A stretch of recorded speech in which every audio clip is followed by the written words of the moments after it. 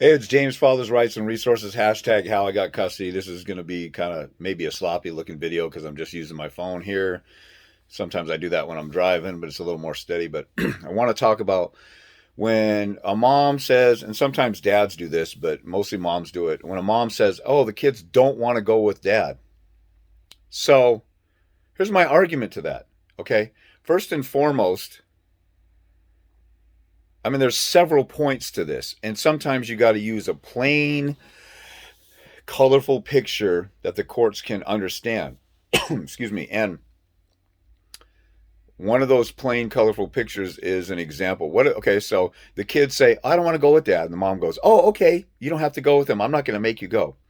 First of all, if you look at the link that I have, my flow page link, I have all kinds of resources in there, and you should take a look at it. And if you would, while I'm at it, could you like and subscribe to the YouTube channel? The more that likes and subscribes, the more this stuff gets out. And really, I'm the only one out in the Western world doing this. So it'd be nice if the millions of guys who need this information, if it gets out to them. So please like and subscribe. But if you're arguing this, and then share it with people when you go on a father's rights group. This is an argument that nobody ever brings up and thinks about, and it's common sense. Okay, so the kids say, I don't want to go with dad.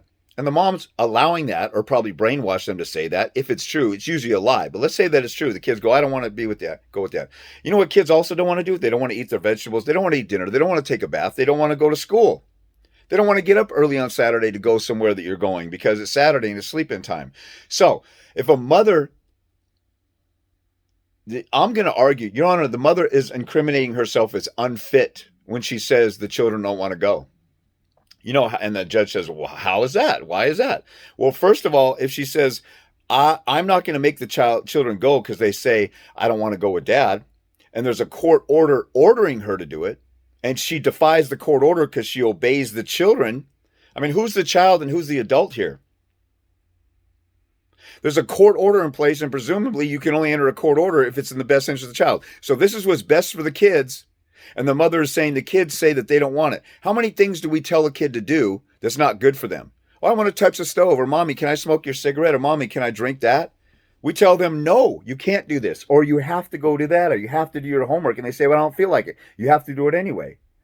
So the mother is saying she's incapable of making the child do something. So obviously she can't, if it's something that important with a court order and a contractual agreement between the parties or a court order situation that's lawful, she's saying she can't coerce her kids to do that. She can never coerce the kids to do anything else.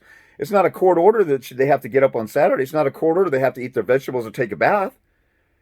But I have a feeling she's making them do that. So she's just doing this in bad faith. But if she's saying, I can't control the kid's desire to go with the dad, she can still make them go. But she's saying she's not going to do that. So that means she's unfit in every other area of life because this is the most important area and there's a court order.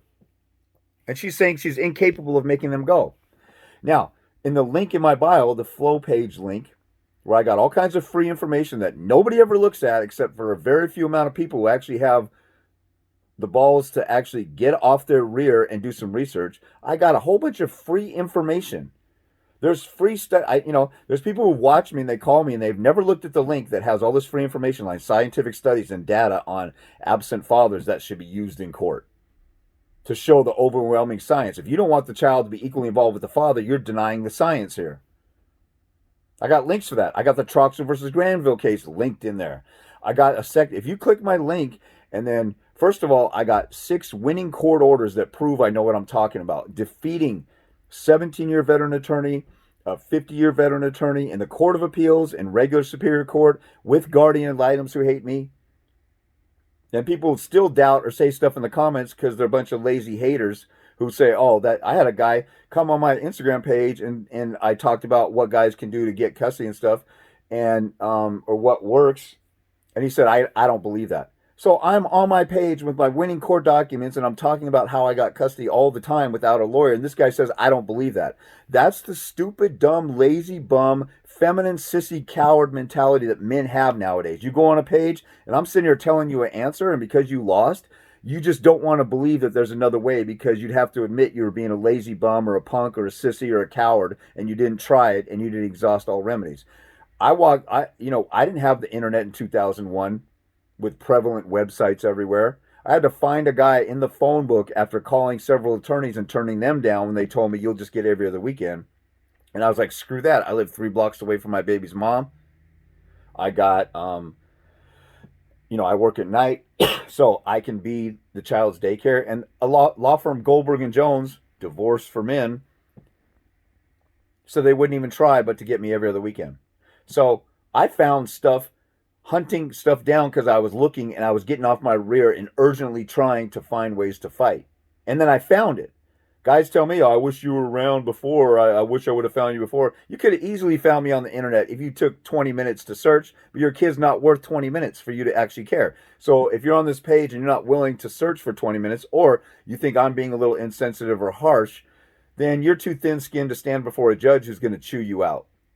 So this is war. And if you're not ready for war, then just quit and surrender. But those of you guys who have been getting bullied or surrendered or been scared or haven't done anything, or you've been a simp and you've been manipulated and you want to change, this is the channel for you. And I want to reach out to you guys and help you guys. I don't want to help the guys who just continue whining, crying, complain, or say, well, I don't believe that, or I don't see that, or I don't know that, or you're full of crap, or you're lying. Look at my winning court orders. Go try and talk to an attorney and see if you can get a packet for a motion for a temporary parenting plan for $40, or a set of multiple different types of parenting plans for $40, or a trial packet with a couple trial briefs, pictures of how to do a trial notebook, a witness list, an exhibit list, and a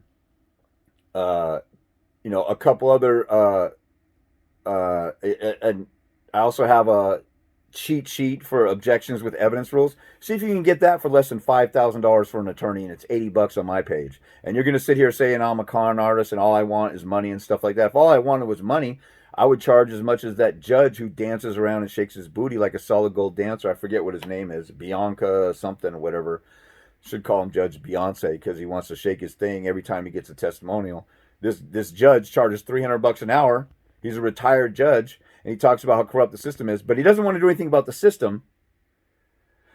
He's got like 1 million followers, and he shakes his tail feather every time somebody gives him a testimony like once a week. I get a testimony like once a week, and I got 1/1000th of the followers that he has. So what does that say?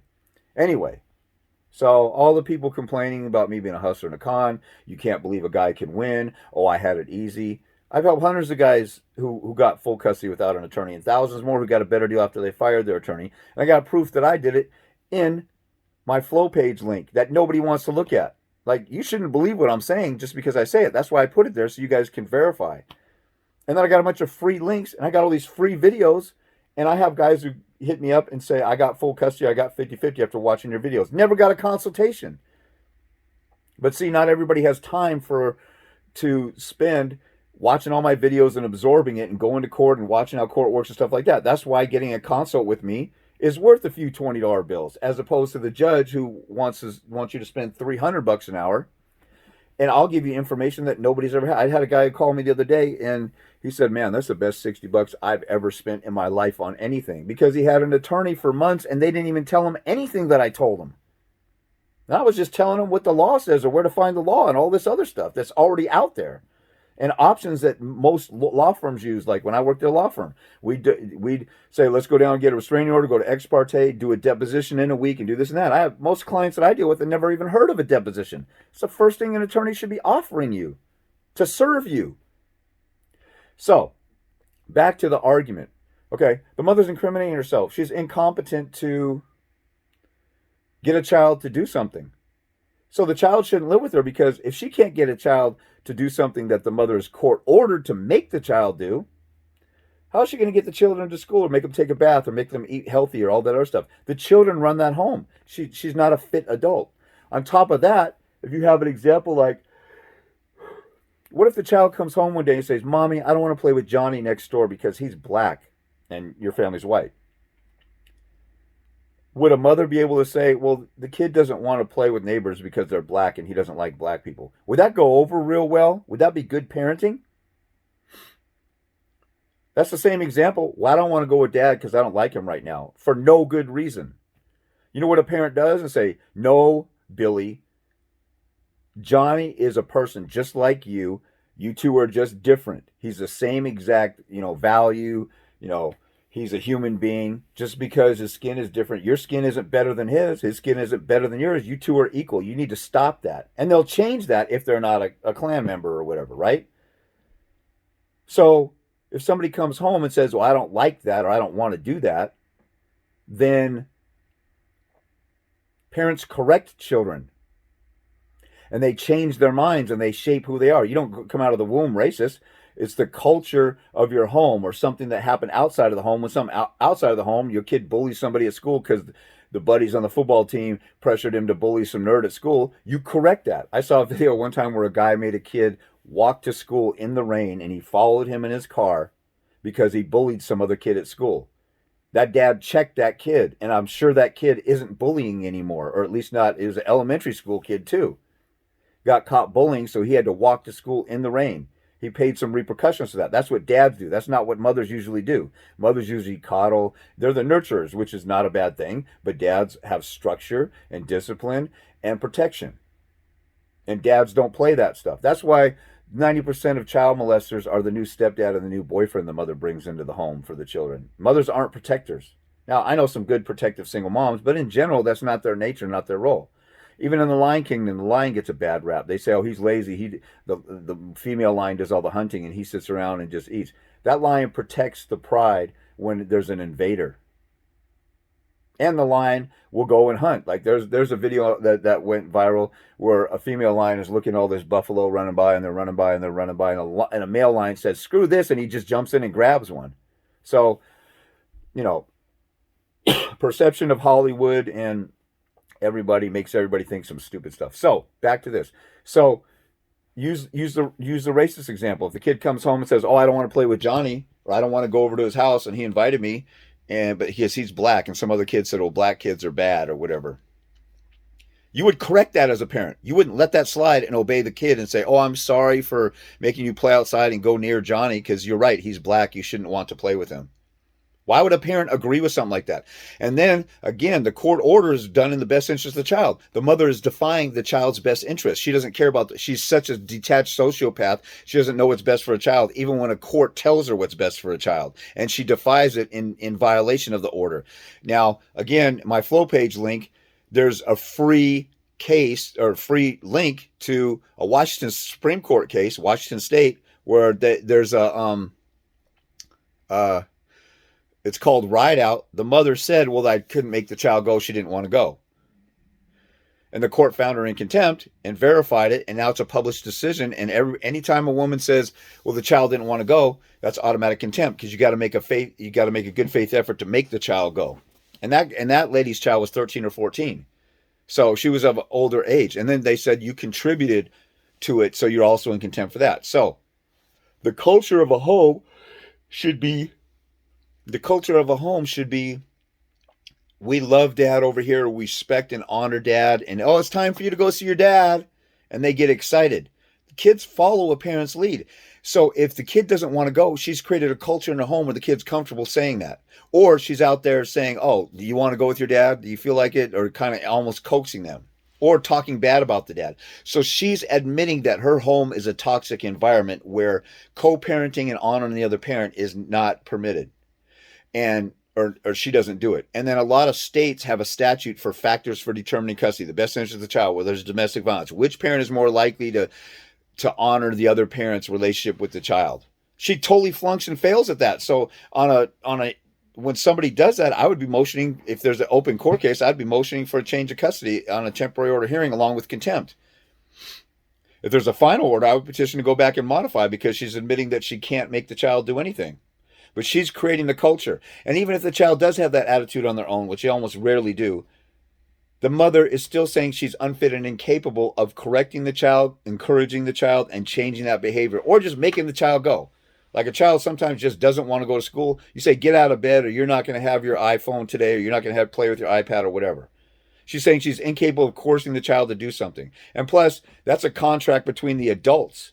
It's not a contract or a court order between the adults. It's not a contract between the child and the dad. It's a contract between the parents. And she's saying she can't honor that contract if it was an agreement that she signed with the help of an attorney who encouraged her to do that and say this is what's best for a child. Or she's in total defiance of the court. Now, if the court cannot And here's another thing to do, I would say in court. If the court doesn't find her in contempt, the purpose of contempt is to coerce somebody to comply with an order. So if your orders aren't complied with, there has to be a course of measure.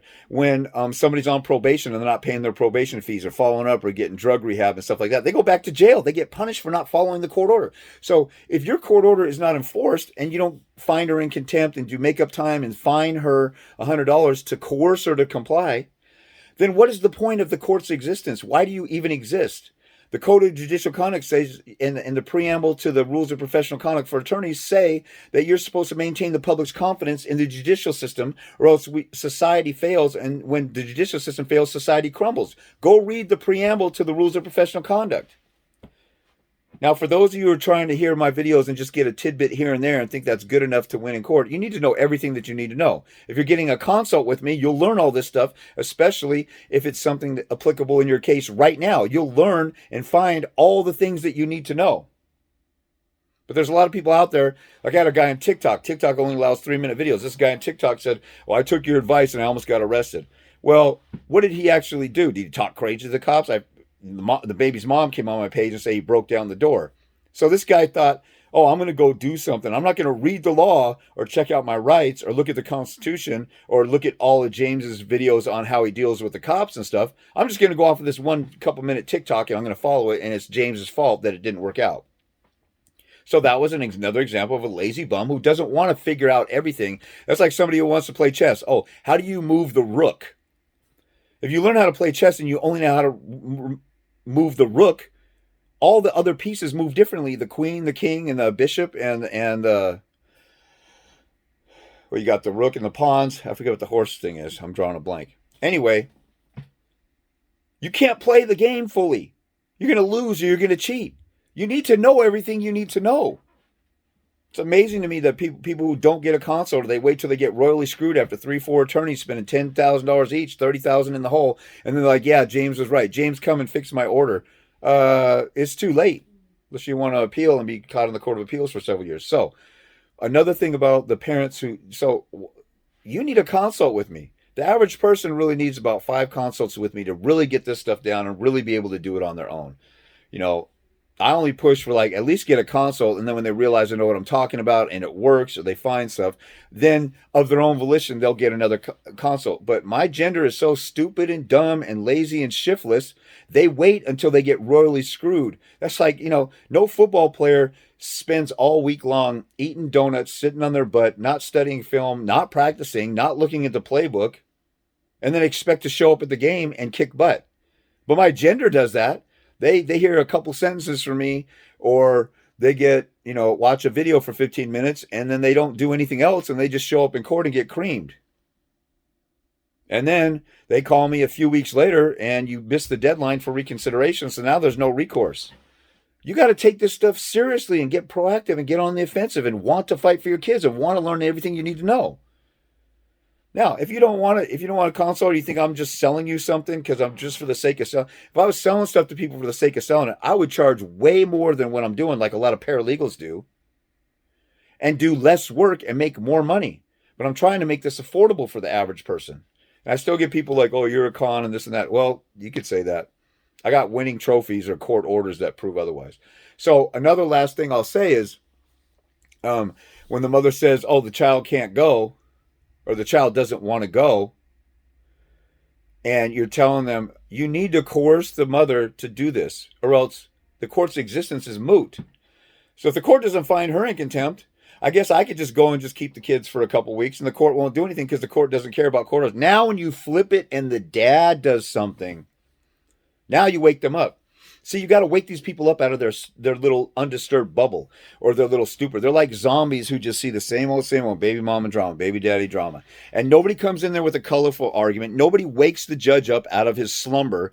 Nobody pokes and prods them and disturbs their bubble and gets them to see a clear picture of what's really going on. Everybody just goes in with the same old, well, Your Honor, here's the court order, and she violated it, and it'd be nice if you help my client out and possibly would consider maybe finding her in contempt, and then maybe she'll start complying with the order. No, This is a violation of the child's best interest. It's a form of child abuse. She's probably coaching them, and she's admitting she's an unfit mother and doesn't care about the welfare of the children. It's an order in the best interest of the children, and she has no discernment for that, which means she has no capability to co-parent or honor the other parent. She hates me more than she loves the child and the child's needs.